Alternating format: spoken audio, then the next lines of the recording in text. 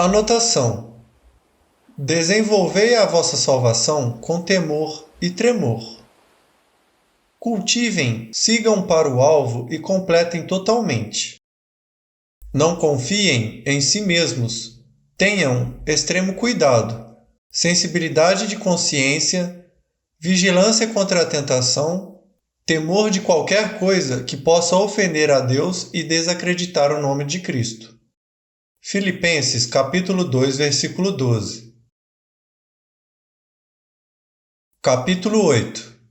A sua língua está salva? Eu me lembro quando Deus falou ao meu coração: Joyce, está na hora de sua língua ser salva. Isso pode soar estranho, mas é verdade. É possível ser salvo e não perecer. Um indivíduo pode ser filho de Deus e ainda assim não falar como tal. Sei porque eu era assim. Não basta ser salvo, a língua deve ser salva também. O apóstolo Paulo chama este processo de desenvolver a nossa salvação. O que significa exatamente desenvolver a nossa salvação? Em Efésios capítulo 2, versículos 8 e 9, Paulo declarou plenamente que a salvação não pode ser ganha. Ela é dada pela graça de Deus e recebida mediante a fé. A salvação não é a recompensa por boas obras, para que ninguém se glorie. No novo nascimento, Deus, por sua graça, misericórdia, amor e bondade, envia seu Filho, Jesus Cristo, para viver em nós. Nos confere seu Espírito Santo e cria em nós um novo coração. Deus faz todo o trabalho e nós recebemos o dom gratuito da salvação pela fé. Trabalhar a salvação que recebemos gratuitamente é uma outra etapa da nossa caminhada com Ele. Deus deposita a semente e nós cooperamos com a obra do Espírito Santo, para que a semente cresça como uma planta que se apodera de todas as áreas de nossa vida. Cultivando a semente. Ora, as promessas foram feitas a Abraão e ao seu descendente. Não diz e aos descendentes, como se falado de muitos, porém como de um só, e ao teu descendente, que é Cristo. Gálatas capítulo 3, versículo 16. A Bíblia se refere a Jesus Cristo como a semente. Gosto disso porque significa que se tiver uma semente, vou ter uma colheita. Jesus é a semente de tudo de bom que Deus deseja para nós. A semente é plantada por Deus, mas deve ser cultivada, nutrida, aguada e cuidada. O solo no qual ela é plantada deve ser arado e sem ervas daninhas. Nosso coração e nossa vida são o solo. Tudo o que precisa ser mudado e removido não é feito de uma só vez. Há um grande trabalho a ser feito, e somente o Espírito Santo sabe quando e como. Enquanto o Espírito Santo trabalha certos aspectos da nossa vida, temos de submeter a ele a nossa vontade, o que significa submeter a carne à liderança do Espírito Santo. Se cada um pudesse se lembrar do início de sua caminhada com Deus e fizesse um inventário de todas as coisas que o Espírito Santo mudou desde então, ficaria maravilhado em reconhecer quão diferente está agora, comparado ao que era quando começou. Lembro-me de que Deus começou trabalhando a questão da minha independência, pois não conseguia fazer nada sozinho. Depois foi a vez das minhas motivações. Ele me mostrou que o que eu fazia não era tão importante. O mais importante era por que fazia. Deus lidou com as minhas atitudes, com aquilo ao qual eu assistia na TV e no cinema, com minha maneira de vestir, com meus pensamentos e com minha língua, naturalmente. Para ser sincero, Deus tem tratado mais constantemente da questão da minha língua do que de qualquer outro aspecto. Quando Deus quer usar alguma coisa, o diabo com certeza vai levantar e tentar roubar isto. Desde que fui chamada para ensinar a palavra de Deus, Satanás está sempre se intrometendo na propriedade do Senhor. Claro que aprendi muitas coisas sobre a língua no decorrer dos anos, mas chegou o dia em que Deus me disse: está na hora da sua língua ser salva. Sabia que isso não era apenas um pequeno ensinamento do Espírito Santo, mas uma revelação sobre mudança de vida por intermédio da língua. Endireite sua língua. Ouvi, pois falarei coisas excelentes. Os meus lábios proferirão coisas retas, porque a minha boca proclamará a verdade. Os meus lábios abominam a impiedade. São justas todas as palavras da minha boca, corretas e de acordo com Deus. Não há nelas coisa torta nem perversa. Provérbios capítulo 8, versículos 6 ao 8. Quando li estes versículos, sabia que tinha um longo caminho a percorrer. Eu estava orando por uma unção mais forte no meu ensino e ministério, e Deus tinha que me mostrar 3 homens que na Bíblia foram chamados, mas que tiveram problemas com a língua. Deus me revelou que foi preciso tratar primeiro das palavras, da língua desses homens, antes que ele pudesse usá-los da maneira que tinha planejado. A língua temerosa de Jeremias. A mim, Jeremias, me veio, pois, a palavra do Senhor dizendo: antes que eu te formasse no ventre materno, eu te conheci como meu instrumento escolhido. E antes que saísse da madre, te consagrei e te constituí profeta às nações. Então lhe disse eu: ah, Senhor Deus, eis que não sei falar, porque não passo de uma criança. Mas o Senhor me disse: não digas, não passo de uma criança, porque a todos a quem eu te enviar irás, e tudo quanto eu te mandar, falarás. Depois estendeu o Senhor a mão, tocou-me na boca e o Senhor me disse: eis que ponho na tua boca as minhas palavras. Olha que hoje te constituo sobre as nações e sobre os reinos, para arrancares e derribares, para destruíres e arruinares, e também para edificares e para plantares. Jeremias capítulo 1, versículos do 4 ao 10. Deus chamou Jeremias como um profeta às nações. E imediatamente Jeremias começou a falar coisas que Deus não tinha dito. Deus tinha de endireitar a língua de Jeremias antes que pudesse usá-lo. Não será diferente conosco. Primeiro, devemos entender que quando Deus nos chama para fazer alguma coisa, não devemos dizer que não podemos fazê-lo. Se Deus diz que podemos, então podemos. Frequentemente falamos de nossas inseguranças ou verbalizamos o que os outros disseram sobre nós ou o que o diabo nos disse. Precisamos dizer sobre nós mesmos o que Deus diz sobre nós. Jesus disse: não falo minhas próprias palavras, mas as palavras daquele que me enviou.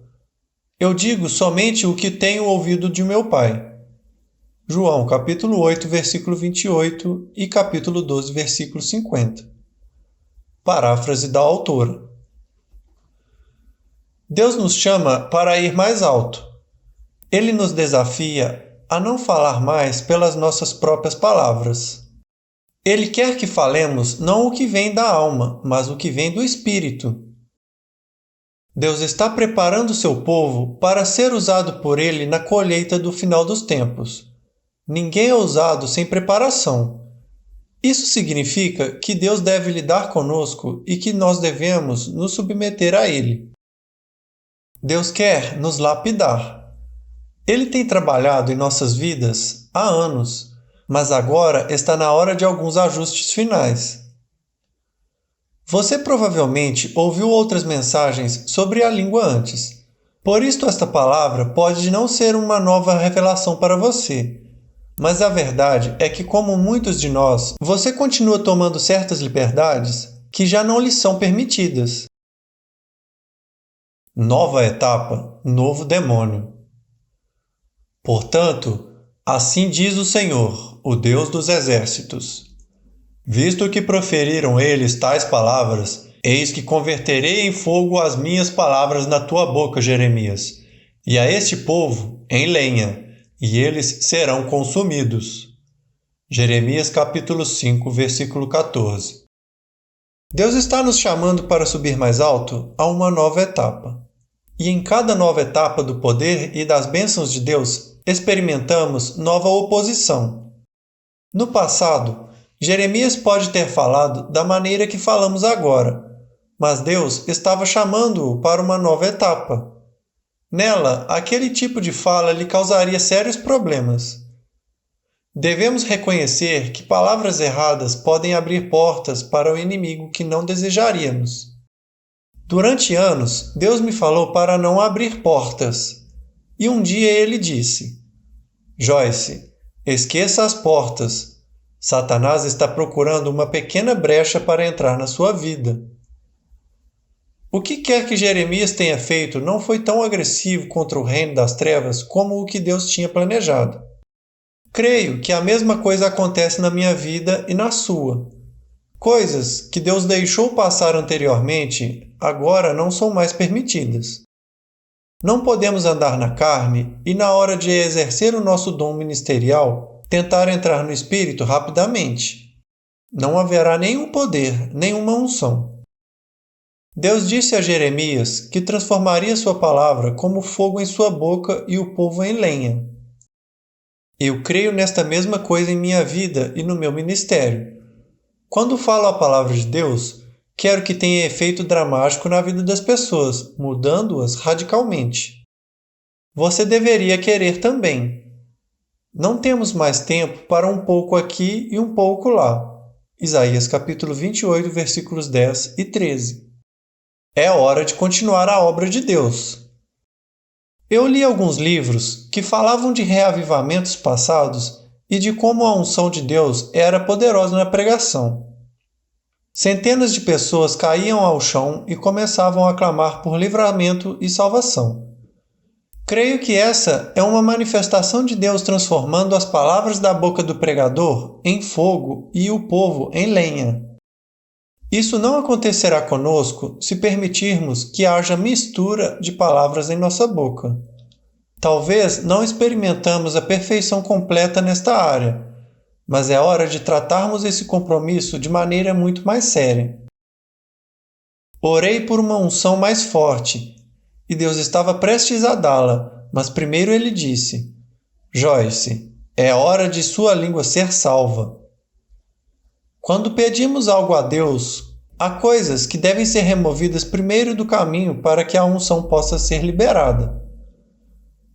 Ao adquirir uma nova mobília de quarto, maior que a anterior, você pode ter de mudar algumas coisas para acomodá-la melhor. Não fique de luto pelo que tem de acabar, alegre-se pelo que está chegando. A língua pesada de Moisés.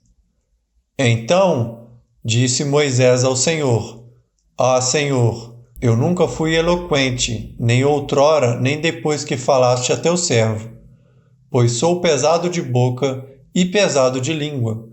Êxodo capítulo 4, versículo 10.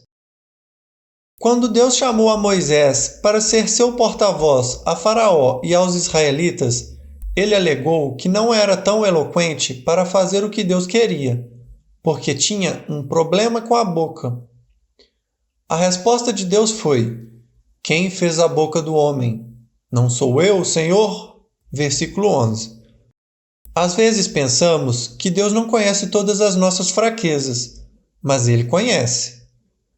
Quando eu entendi que Deus me chamou para ministrar Sua palavra em larga escala, eu lembrei que sou uma mulher. Duvido que Deus tenha se esquecido desse fato alguma vez. Eu mesma não via nenhum problema nisso, mas conhecia pessoas que não aceitavam, o que criou uma certa dúvida em mim. Aquela dúvida tinha de ser eliminada antes que eu pudesse prosseguir. No versículo 12, Deus disse a Moisés: Vai, pois, agora e eu serei com a tua boca e te ensinarei o que hás de falar. Da próxima vez que Deus chamá-lo para fazer por ele e o medo nascer em você, lembre-se, se ele te enviou, ele será com a sua boca e o ensinará o que dizer. Os lábios impuros de Isaías. No ano da morte do rei Uzias, eu vi o Senhor, numa visão, assentado sobre um alto e sublime trono, e as abas de suas vestes enchiam a parte mais sagrada do templo. Serafins estavam por cima dele, cada um tinha 6 asas, com 2 cobriam o próprio rosto, com 2 cobriam os pés e com 2 voavam, e clamavam uns para os outros, dizendo: Santo, Santo, Santo é o Senhor dos exércitos. Toda a terra está cheia da tua glória. As bases do limiar se moveram à voz do que clamava, e a casa se encheu de fumaça. Então disse eu: Ai de mim, estou perdido, porque sou homem de lábios impuros. Habito no meio de um povo de impuros lábios, e os meus olhos viram o Rei, o Senhor dos exércitos. Então um dos serafins voou para mim, trazendo na sua mão uma brasa viva, que tirara do altar com uma tenaz. Com a brasa tocou a minha boca e disse: Eis que ela tocou os teus lábios. A tua iniquidade foi tirada, e perdoado o teu pecado. Depois disto, ouvi a voz do Senhor que dizia: A quem enviarei, e quem há de ir por nós? Disse eu: Eis-me aqui, envia-me a mim. Então disse ele: Vai e dize a este povo: Ouvi, ouvi, e não entendais. Vede, vede, mas não percebais. Isaías capítulo 6, versículos do 1 ao 9. O chamado de Isaías é um exemplo excelente da necessidade de Deus purificar a língua antes de usar o homem. A passagem bíblica me ensina que quando entramos na presença de Deus, Ele vai lidar conosco. Isaías percebeu que tinha uma língua impura. Creio que o clamor do seu coração era por mudança, por isso Deus lhe enviou ajuda. A aproximação do serafim com uma brasa viva é registrada aqui como um acontecimento instantâneo, o que nem sempre acontece conosco. Preferiríamos um livramento milagroso, mas normalmente, creio que na maioria das vezes, o Senhor tem de nos colocar num processo de limpeza. O que precisamos extrair desses versículos é o princípio estabelecido neles. O versículo 7 declara que o pecado de Isaías foi perdoado. Portanto, podemos presumir que sua língua impura era pecadora e precisava ser purificada. No versículo 8, vemos o chamado de Isaías. Deus disse: A quem enviarei e quem há de ir por nós? Isaías respondeu: Eis-me aqui, envia-me a mim. Seu coração queria servir ao Senhor, o que Deus já sabia antes de levá-lo à sua presença. Deus sempre busca alguém que tenha um coração perfeito em relação a Ele. Não necessariamente alguém que tenha um coração perfeito diante dele. Quando o Senhor tem o coração, Ele sempre pode mudar o comportamento. Essa verdade deveria encorajar quem quer ser usado por Deus, mas sente que tem defeitos demais. Deus usa vasos rachados. Vamos a Ele como estamos, e Ele nos molda e nos transforma em vasos para seu uso. Isaías capítulo 6, versículo 8 e 2 Timóteos capítulo 2, versículo 21. Depois que os lábios de Isaías foram purificados, no versículo 9, Deus disse: Vai e dize a este povo. O chamado, a unção e a capacitação às vezes são concedidos separadamente e em diferentes períodos de tempo. Chamado, unção e capacitação. Lançar um fundamento antes da edificação. porque ninguém pode lançar outro fundamento além do que já foi posto, o qual é Jesus Cristo, o Messias, o ungido. 1 Coríntios capítulo 3, versículo 11. Deus me chamou e me ungiu. E essa unção aumentava enquanto eu ganhava experiência na ministração e me submetia à obra do Espírito Santo em minha alma. Ele me capacitou, me liberou para seguir em frente e começar a edificar seu reino somente depois que um fundamento adequado foi construído. Se você quer edificar o reino de Deus, deve gastar tempo em lançar o fundamento adequado. Um dos primeiros passos para lançar esse fundamento é endireitar sua língua. Senhor, salva minha língua, e conhecereis a verdade, e a verdade vos libertará. João capítulo 8, versículo 32. Jeremias, Moisés e Isaías perceberam que Deus tinha de mudar algumas coisas na língua deles para poder cumprir o chamado divino. O mesmo acontece comigo e com você. Deus curará a nossa língua, mas primeiro devemos entender que necessitamos de cura. Jesus disse que a verdade nos liberta. O que precisamos dizer ao Senhor é: minha língua precisa ser salva.